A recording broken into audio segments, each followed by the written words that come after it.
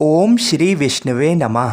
जय श्री राधे कृष्ण मित्रों, स्वागत है आपका अपने चैनल गुरुवाणी में। बोलिए श्री लक्ष्मी नारायण भगवान की जय। भगवान श्री लक्ष्मी नारायण जी की कृपा आप पर और आपके परिवार पर सदा सर्वदा बनी रहे। स्वयं भगवान श्री कृष्ण जी कहते हैं कि मुझे सभी मासों में सबसे अधिक प्रिय पुरुषोत्तम मास है और उस मास में भी सबसे प्रिय एकादशी तिथि है। सावन अधिक मास के कृष्ण पक्ष की एकादशी को परमा या परम एकादशी के नाम से जाना जाता है। ये एकादशी हर 3 वर्ष में केवल एक बार ही आती है। इस एकादशी का व्रत करने और इसकी कथा को सुनने से जन्म जन्मों की दरिद्रता दूर होती है और भगवान श्री लक्ष्मी नारायण जी अपने भक्तों को अपार धन संपत्ति प्रदान करते हैं।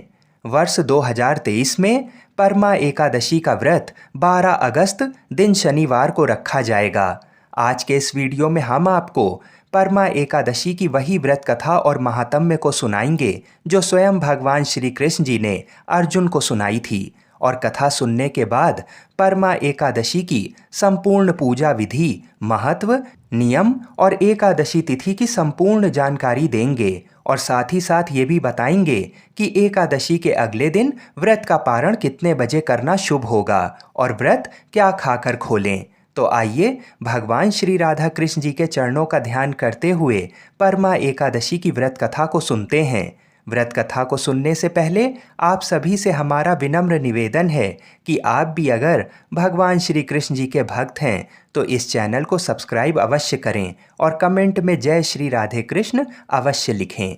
एक बार अर्जुन ने कहा, हे कमल नयन, अब आप अधिक मास के कृष्ण पक्ष की एकादशी का नाम तथा उसके व्रत का विधान बताने की कृपा करें। इसमें किस देवता का पूजन किया जाता है तथा इसके व्रत से किस फल की प्राप्ति होती है। तब भगवान श्री कृष्ण जी ने कहा, हे अर्जुन, इस एकादशी का नाम परम है। इसके व्रत से सभी पाप नष्ट हो जाते हैं तथा मनुष्य को इस लोक में सुख तथा परलोक में सद्गति प्राप्त होती है। इसका व्रत पूर्व में कहे विधान अनुसार करना चाहिए और भगवान विष्णु का धूप दीप नैवेद्य पुष्प आदि से पूजन करना चाहिए। इस एकादशी की पावन कथा जो कि महर्षियों के साथ कामपिल्य नगरी में हुई थी वह मैं तुमसे कहता हूँ। ध्यानपूर्वक इसका श्रवण करो। कामपिल्य नगरी में सुमेधा नाम का एक अत्यंत धर्मात्मा ब्राह्मण रहता था। उसकी स्त्री अत्यंत पवित्र तथा पतिव्रता थी। किसी पूर्व पाप के कारण वह दंपति अत्यंत दरिद्रता का जीवन व्यतीत कर रहे थे। ब्राह्मण को भिक्षा मांगने पर भी भिक्षा नहीं मिलती थी। उस ब्राह्मण की पत्नी वस्त्रों से रहित होते हुए भी अपने पति की सेवा करती थी तथा अतिथि को अन्न देकर स्वयं भूखी रह जाती थी और पति से कभी किसी वस्तु की मांग नहीं करती थी। दोनों पति पत्नी घोर निर्धनता का जीवन व्यतीत कर रहे थे। एक दिन ब्राह्मण अपनी स्त्री से बोला, हे प्रिय, जब मैं धनवानों से धन की याचना करता हूँ तो वह मुझे मना कर देते हैं। गृहस्थी धन के बिना नहीं चलती, इसलिए यदि तुम्हारी सहमति हो तो मैं परदेश जाकर कुछ काम करूं, क्योंकि विद्वानों ने कर्म की प्रशंसा की है। ब्राह्मण की पत्नी ने विनीत भाव से कहा, हे स्वामी, मैं आपकी दासी हूँ। पति अच्छा और बुरा जो कुछ भी कहे पत्नी को वही करना चाहिए। मनुष्य को पूर्व जन्म में किए गए कर्मों का फल मिलता है। सुमेरु पर्वत पर रहते हुए भी मनुष्य को बिना भाग्य के स्वर्ण नहीं मिलता। पूर्व जन्म में जो मनुष्य विद्या और भूमि दान करते हैं उन्हें अगले जन्म में विद्या और भूमि की प्राप्ति होती है। ईश्वर ने भाग्य में जो कुछ लिखा है उसे टाला नहीं जा सकता। यदि कोई मनुष्य दान नहीं करता तो प्रभु उसे केवल अन्न ही देते हैं। इसलिए आपको इसी स्थान पर रहना चाहिए, क्योंकि मैं आपका बिछड़ना नहीं सह सकती। पति बिना स्त्री की माता, पिता, भाई, ससुर तथा संबंधी आदि सभी निंदा करते हैं। इसलिए हे स्वामी, कृपा कर आप कहीं ना जाएं। जो भाग्य में बदा होगा वह यहीं प्राप्त हो जाएगा। स्त्री की सलाह मानकर ब्राह्मण परदेश नहीं गया। इसी प्रकार समय बीतता रहा। एक बार कौंडिन्य ऋषि जी वहां पर आए। ऋषि को देखकर ब्राह्मण सुमेधा और उसकी स्त्री ने उन्हें प्रणाम किया और बोले, आज हम धन्य हुए। आपके दर्शन में आज हमारा जीवन सफल हुआ। ऋषि को उन्होंने आसन तथा भोजन दिया। भोजन देने के बाद पतिव्रता ब्राह्मणी ने कहा, हे ऋषिवर, कृपा कर आप मुझे दरिद्रता का नाश करने की विधि बतलाइए। मैंने अपने पति को परदेश में जाकर धन कमाने से रोका है। मेरे भाग्य से आप आ गए हैं। मुझे पूर्ण विश्वास है कि अब मेरी दरिद्रता शीघ्र ही नष्ट हो जाएगी। अतः आप हमारी दरिद्रता नष्ट करने के लिए कोई उपाय बताइए। ब्राह्मणी की बात सुन कौंडिन्य ऋषि बोले, हे ब्राह्मणी, मल मास की कृष्ण पक्ष की परम एकादशी के व्रत से सभी पाप, दुख और दरिद्रता आदि नष्ट हो जाते हैं।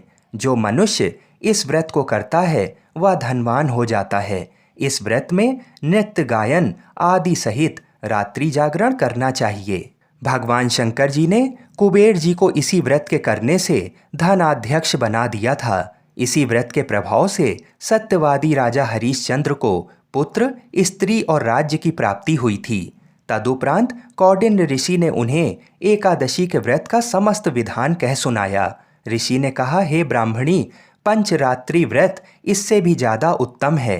परमा एकादशी के दिन प्रातःकाल नित्य कर्म से निवृत्त होकर विधान पूर्वक पंचरात्रि व्रत आरंभ करना चाहिए। जो मनुष्य 5 दिन तक निर्जल व्रत करते हैं वे अपने माता पिता और स्त्री सहित स्वर्गलोक को जाते हैं। जो मनुष्य 5 दिन तक संध्या को भोजन करते हैं वे स्वर्ग को जाते हैं। जो मनुष्य स्नान करके 5 दिन तक ब्राह्मणों को भोजन कराते हैं वे समस्त संसार को भोजन कराने का फल पाते हैं। जो मनुष्य इस व्रत में अश्वदान करते हैं उन्हें तीनों लोकों को दान करने का फल मिलता है।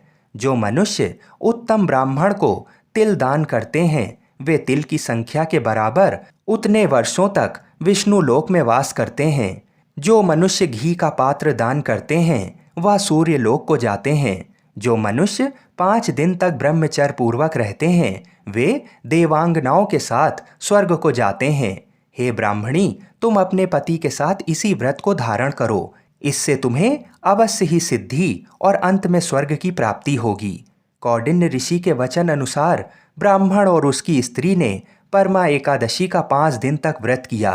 व्रत पूर्ण होने पर ब्राह्मण की स्त्री ने एक राजकुमार को अपने यहाँ आते देखा।